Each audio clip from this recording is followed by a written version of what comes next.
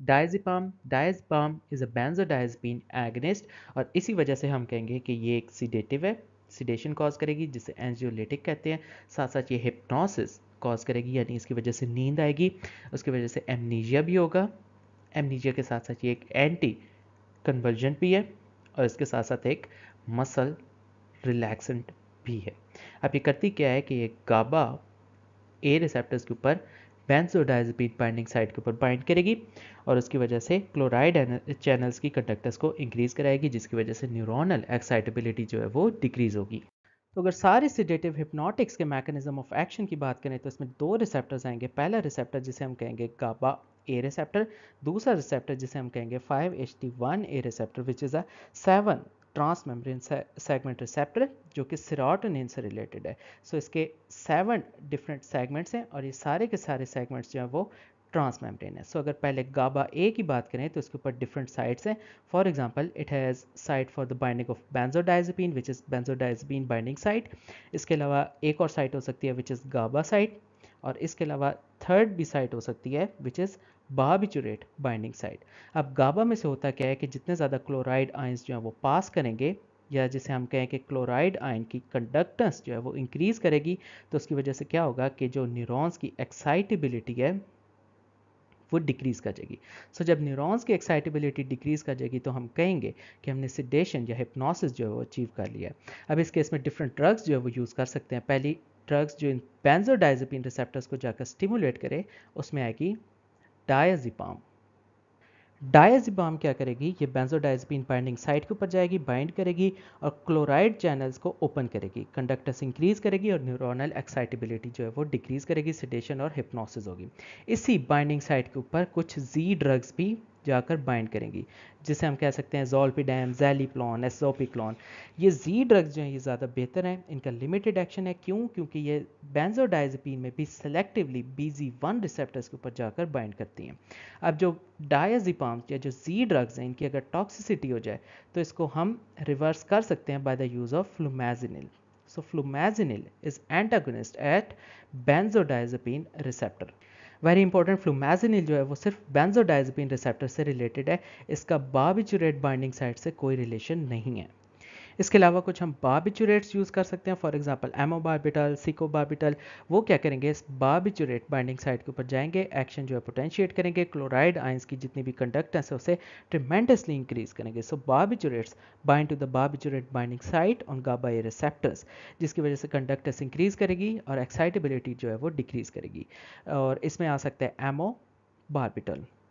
अब एक इसमें बहुत मज़े की बात कि इवन एट हायर कंसंट्रेशन, तो क्या होगा कि even in the absence of these barbiturates, the channel is still going to work.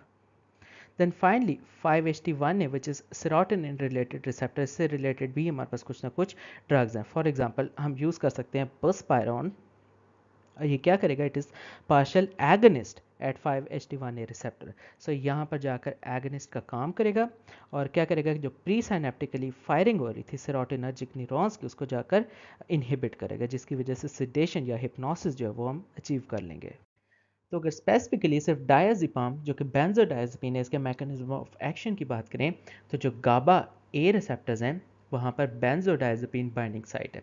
So diazepam इस बेंजोडायज़ेपिन बाइंडिंग साइट के ऊपर बाइंड करेगी और उसकी वजह से क्लोराइड चैनल्स को ओपन करेगी। इसकी वजह से ज़्यादा से ज़्यादा क्लोराइड चैनल्स जो हैं वो फ्लो करेंगे, उसकी वजह से क्लोराइड कंडक्टेंस जो है वो इंक्रीज़ होगी और न्यूरोनल एक्साइटेबिलिटी जो है वो डिक्रीज़ होगी। इस वजह से सिडेशन, हिप्नोसिस वगैरह जो इफ़ेक्ट्स हैं वो मिलेंगे, साथ साथ एमनीजिया भी, एंटी कन्वर्जेंट और मसल रिलैक्सेंट इफ़ेक्ट्स भी मिल सकते हैं। Diazepam is given orally. It is long acting because of the active metabolites. इससे मिलती जुलती और बेंजोडायज़ेपिन है जिसे कहते हैं नाइट्राज़ेपाम और टिमाज़ेपाम। और नाइट्राज़ेपाम और टिमाज़ेपाम का जो ड्यूरेशन है वो थोड़ा मीडियम है। ऑक्साज़ेपाम का जो एक्शन है वो शॉर्ट है। डायज़ेपाम का क्लिनिकल यूज़ क्या हो सकता है? डायज़ेपाम को हम यूज़ कर सकते हैं एंजाइटी को ट्रीट करने के लिए, इंसोम्निया को ट्रीट करने के लिए, क्योंकि एक एंजियोलिटिक यानी सिडेटिव है और साथ साथ हिप्नोटिक है। उसके साथ साथ स्टेटस एपिलेप्टिकस को भी ट्रीट करने के लिए, क्योंकि एक एंटी कन्वर्जेंट भी है। टिमाज़ेपाम और नाइट्राज़ेपाम जो हैं वो सिर्फ हिप्नोटिक्स हैं। टॉक्सिसिटी या साइड इफेक्ट्स, क्योंकि न्यूरोनल एक्साइटेबिलिटी बहुत ज़्यादा डिक्रीज होगी, उसकी वजह से ड्राउजीनेस, कन्फ्यूजन हो सकती है, टॉलरेंस डिपेंडेंस और विड्रॉल सिम्टम्स भी आ सकते हैं। और अगर हम डायज़ेपाम को बाकी CNS depressants for example alcohol के साथ मिक्स करके यूज़ करेंगे तो उसकी वजह से सीवियर रेस्पिरेटरी डिप्रेशन हो सकता है। सो अगर सारे सिडेटिव हिप्नोटिक्स को क्लासिफाई करने की कोशिश करें तो इसके कुछ ना कुछ ग्रुप्स बन सकते हैं। सो पहला ग्रुप है बेंजोडायजेपिन्स का। उसमें शॉर्ट एक्टिंग में आ सकते हैं अल्प्राजोलाम, माइडाजोलाम, ट्रायाजोलाम, ऑक्सीजिपाम। इसी तरह कुछ इंटरमीडिएट एक्टिंग बेंजोडायजेपिन्स में आ सकते हैं क्लोनाजिपाम, लोराजिपाम। और लॉन्ग एक्टिंग बेंजोडायजेपिन्स में आ सकते हैं डायजिपाम, फ्लोराजिपाम, क्लोराजिपेट, क्लोरडाइजेपोक्साइड वगैरह। इसके बाद एक और ग्रुप है, उसे हम कहते हैं बार्बिचुरेट्स।